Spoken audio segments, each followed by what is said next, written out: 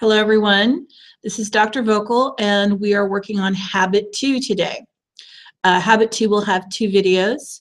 So I'm going to start out by showing you my screen.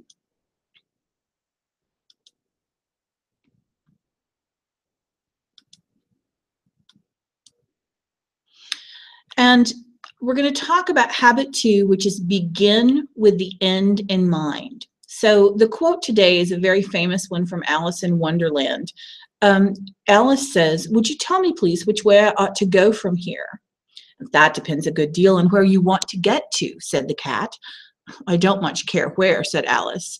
"Then it doesn't matter which way you go," said the cat.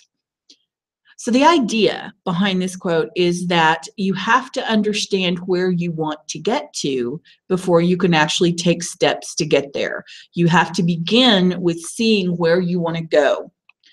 So this is habit 2, and if we look at the entire maturity continuum, remember that we are on the journey from dependence to independence. The first step is to master habit 1, being proactive. And then once you can be proactive, once you realize that you can choose, then the second step is to figure out where it is that you want to end up. And that's what begin with the end in mind is all about. So the principle that we're going to be basing this on is, again, the see, do, get idea, that you see, the way you see the world, your paradigm affects what you do, your behavior, which then affects the results that you get, and then the results that you get affect the way you see the world. So our principle this time is that mental creation precedes physical creation. Now, what on earth am I saying there? I'm saying that you have to visualize something, you have to see it in your head before you can make it happen. So the ineffective paradigm is I live by default. You're like the ping pong ball being hit by the paddles, or the ball in a pinball machine being bounced around by all the different flips. You have no design yourself. The more effective paradigm is to live by design, to decide this is what I'm going to do and then take steps to do it. So we're going to start with a video from Dr. Covey called Two Creations, where he talks about this principle.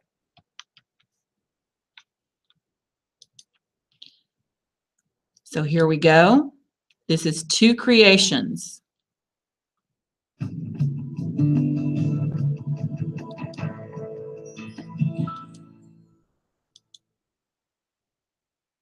Habit 2 is called begin with the end in mind. Okay, hang on. I apologize. I did not get that to your screen. So I'm going to stop sharing, which is now bringing me back to you. Hello there. And I'm going to screen share again. And this time I'm going to find the DVD. There we go. And I'm going to play it for you. There we go.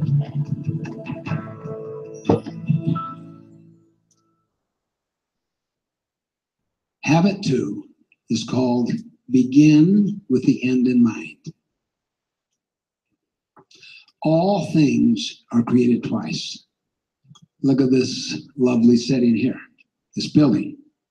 This was created in every detail before the earth was touched. It's called a blueprint. If that didn't take place, you had very expensive change orders that could have doubled the price of this building. I have a dear friend who's a composer. He actually is able to hear the entire orchestra, every part of it, every instrument, before he ever hears it in fact. And I have seen him work around the clock, produce music to where he literally can hear everything in his own head, his own inner ear, and then the very next day watches the orchestra perform it and hardly ever makes a change. Most organizations, most families do not begin with the end in mind. Just ask yourself this question. What is the purpose of your organization? Try asking 10 people in any organization. I'll guarantee you they're not on the same page. They're all over the board. Try it in your own family life.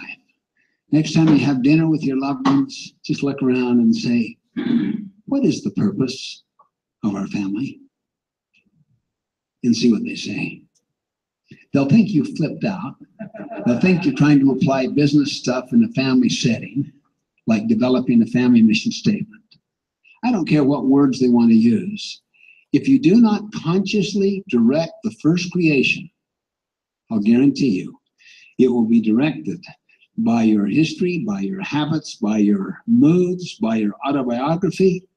And then if you get into a blended family situation, or you get married with someone else who has a completely different script, you'll find that when tough times come, there'll be completely different approaches taken to finances, to in-law issues, to child discipline, to all kinds of issues.